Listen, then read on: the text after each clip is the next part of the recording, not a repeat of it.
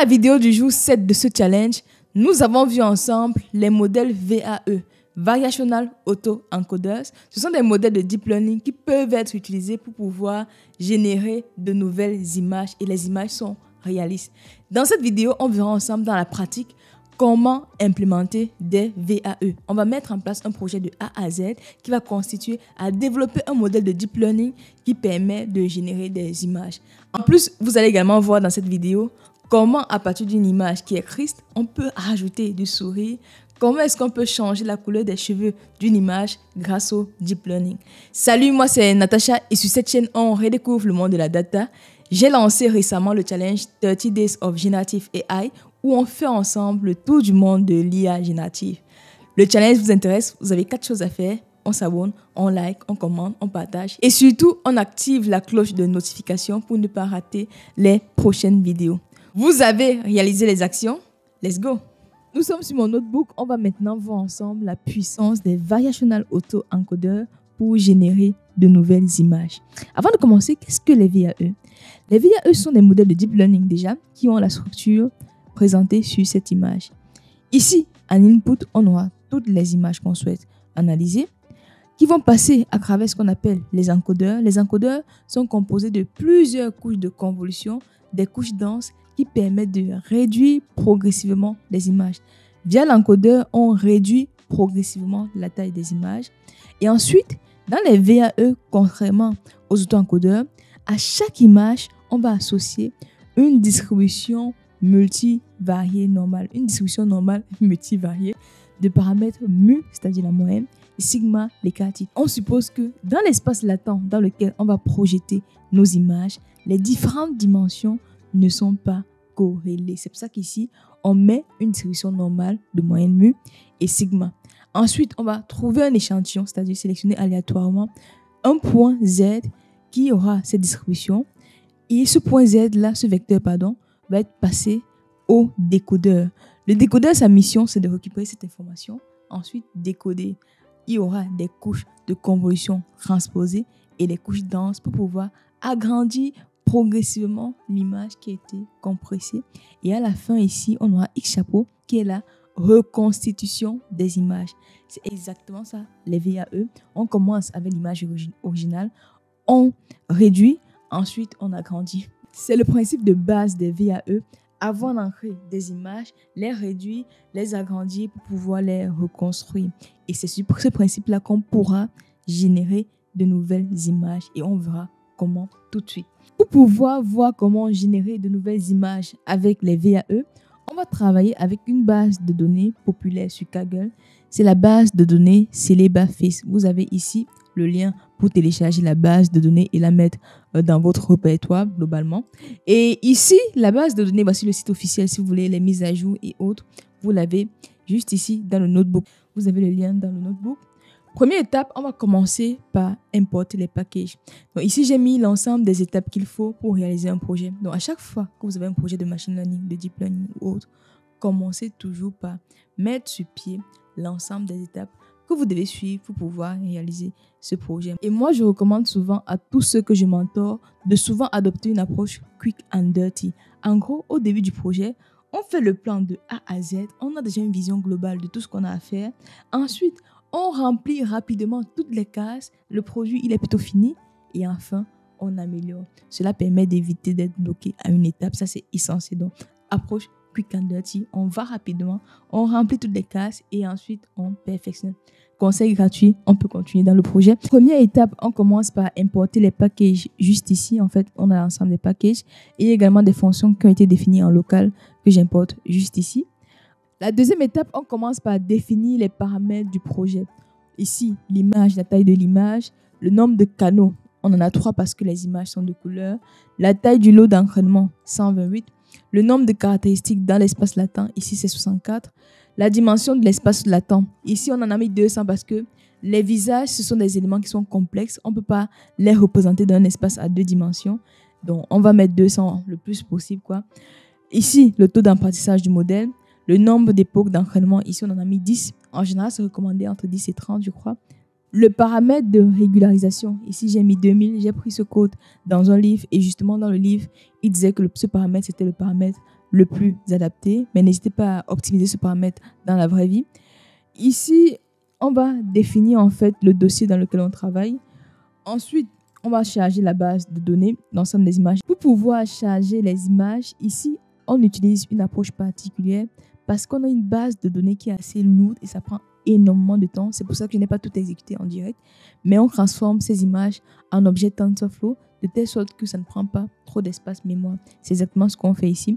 On charge les images en les transformant en objets de TensorFlow. Ensuite, on va précréter les images. En général, les images, c'est de 0 à 255 pixels. Ce qu'on souhaite lorsqu'on fait nos modèles, c'est de les normaliser pour qu'on ait des valeurs entre 0 et 1. C'est pour ça qu'ici, vous avez cette normalisation-là. On divise donc tout par 255 et on a la garantie qu'on a les valeurs qui vont de 0 à 1. On applique ça sur la base d'entraînement. Ici, on va afficher quelques exemples d'images. Je vais exécuter ça. Là, je peux exécuter. Vous allez voir quelques exemples de visages qu'on a dans notre base de données. Ici, on a quelques images disponibles dans la base de données. On a précrété les images. Donc, la prochaine étape, c'est maintenant de construire notre modèle de Deep Learning VAE. Avant de créer le modèle, on va construire ici une classe de couches personnalisée pour pouvoir faire l'échantillonnage. Donc, cette fonction permet de faire l'échantillonnage pour générer l'échantillon à partir de la loi qui a été définie. Et voilà les paramètres. Une fois qu'on a défini la classe qui permet de générer des échantillons, la prochaine étape va consister à définir l'encodeur. Et pour l'encodeur, on commence toujours par la classe input, la couche input. Ensuite, on rajoute les couches de convolution et de normalisation. Donc là, c'est la convolution. Là, c'est la bâche normalisation. Là, c'est la fonction d'activation. Donc ici, vous avez 4 couches de convolution. Ensuite, après avoir mis en place les couches de convolution et de normalisation, on rajoute, on aplatit en fait les vecteurs pour pouvoir faire la transition avec la couche dense. Ici, on rajoute la couche dense pour la projection des activations dans l'espace latent avec le Z et la variance. Ensuite, on fait l'échantillonnage juste ici. Et une fois qu'on a l'échantillonnage, on a notre modèle complet, c'est-à-dire l'encodeur complet. Vous pouvez voir les caractéristiques de l'encodeur avec l'ensemble des couches qui ont été définies. Une fois qu'on a défini l'encodeur, la prochaine étape consiste à définir le décodeur. On a toujours l'input et c'est toujours constitué des couches denses avec bâche normalisation, fonction d'activation. Et maintenant, la différence, c'est qu'on a ici les couches de convolution transposées qui permettent d'agrandir progressivement les images.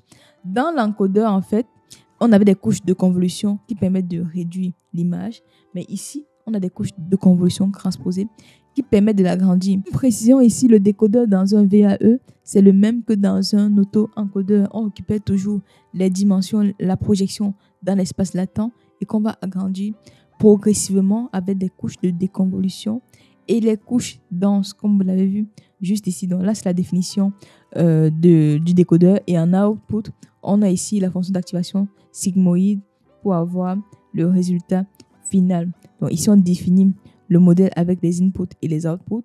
Ici, vous avez le sommet avec l'ensemble des variables, des paramètres du modèle. Une fois qu'on a défini l'encodeur et le décodeur, la prochaine étape va consister à créer une classe VAE qui va permettre en fait de construire et de définir notre modèle final. Donc ici, vous avez les métriques qui sont utilisées pour pouvoir surveiller la performance du modèle. Ensuite, ici, vous avez les fonctions qui permettent de faire appel aux encodeurs et aux décodeurs. Vous avez ici le training step qui permet d'entraîner le modèle avec la descente de gradient. Une fois que la classe VAE est définie, on définit ici les méthodes d'optimisation. Ici, on choisit Adam. Et lorsqu'on a Adam, il faut mettre toujours le taux d'apprentissage. Ensuite, on compile le modèle. Si on va sauvegarder le modèle via des callbacks, parce qu'en général, ça prend trop de temps, c'est bien de sauvegarder à chaque étape. Une fois qu'on a défini l'ensemble des éléments, on va entraîner le modèle avec un point fit, base d'apprentissage, avec les époques. Ici, on a choisi 10 époques. Et ici, on met les callbacks pour pouvoir sauvegarder à chaque fois nos résultats. Moi, ça m'a mis à peu près 1h30 pour être exécuté. Donc, n'hésitez pas à tester de votre côté pour voir combien de temps ça prend. Mais ça prend quand même beaucoup de temps sur l'ordinateur local. On a entraîné le modèle. Maintenant, on peut donc faire des prédictions. Donc, je vais exécuter ceci. Vous voyez ce visage. L'algorithme a quand même réussi à reconstruire l'image. Lorsqu'on fait un VAE, l'objectif, ce n'est pas d'avoir une image parfaite. Non. Notre objectif, c'est de recréer de nouvelles images. C'est ça l'objectif. C'est pour ça que ça a réussi à recréer des craies, même si ce n'est pas parfait, mais c'est déjà proche de la réalité. Et c'est ça qui est le plus important. On va maintenant essayer de regarder la distribution de l'espace latent parce qu'en théorie, l'espace latent doit avoir une distribution normale multivariée. Donc, on va regarder l'ensemble des vecteurs de cette dimension. Et globalement, vous voyez que les dimensions de l'espace latent, on a plus ou moins des lois normales. Ça montre le modèle, il est plutôt pas mal parce que dans l'espace latent, on a des distributions normales multivariées. On a créé le modèle, on a réussi à reconstituer les images. Même si ce n'est pas parfait, ce n'est pas grave. Notre objectif, c'est de générer de nouveaux visages. Et pour ça, il suffit juste d'avoir des coordonnées, des points dans l'espace latent et notre décodeur disponible dans le modèle sera capable de créer des images qui n'existent pas. Je vous montre ça tout de suite. Ici, on va commencer par générer des points dans l'espace latent. On sait que dans l'espace latent, on a des lois normales. Donc, il suffit juste que j'ai les coordonnées d'une loi normale, comme je le fais ici. Random, on prend des points aléatoires suivant une loi normale. J'exécute ce code. Et ensuite, on va récupérer le décodeur. On va faire un point prédict sur l'échantillon que je viens de générer juste ici. C'est un nouvel échantillon, ça n'existe pas. Vous allez voir comment ça va reconstruire des images complètement fictives. Voilà les images qui ont été générées. Ce sont des visages qui n'existent pas du tout. Ça a été appris sur la base d'apprentissage et on donne des coordonnées dans l'espace latent et l'algorithme génère de nouveaux visages. Et c'est exactement comme ça que fonctionnent les méthodes génératives. En gros, elles vont apprendre une base d'apprentissage, construire des règles de décision et lorsque je donne des coordonnées, ça me génère de nouveaux visages, comme vous le voyez juste ici. Donc, on apprend toujours sur une base d'apprentissage. On va voir dans la vidéo de demain un autre modèle qui est encore plus puissant que les VAE et qui permet de générer des images encore plus réalistes. Là, ce sont les images qui sont réalistes, mais qui n'existent pas. Grâce au modèle GAN, on pourra faire encore mieux que les VAE. On en reparle demain. Mais en attendant, une option intéressante sur les VAE, c'est que vous êtes capable de modifier les caractéristiques des images. Par exemple, vous pouvez changer la couleur des cheveux, changer la couleur des yeux, rajouter du sourire, modifier l'expression faciale. Comment ça marche? Imaginez-vous qu'on souhaite en fait faire passer une image triste à une image joyeuse. Pour cela, il faut qu'on ait dans notre espace latent un vecteur qui va de l'image triste à l'image joyeuse et on rajoute ce vecteur-là à la position de l'image actuelle. Parce que l'image actuelle, elle est triste. Je rajoute le vecteur qui fait passer de triste à joyeuse à cette image. Ça me donne une image joyeuse. Concrètement, comment est-ce qu'on obtient ce vecteur-là? Il suffit juste que dans ma base de données, j'ai des étiquettes joyeux ou pas. Je récupère toutes les images joyeuses. Je fais la moyenne de leur position dans mon espace latent. Je récupère toutes les images qui ne sont pas joyeuses. Je fais la moyenne des positions dans l'espace latent.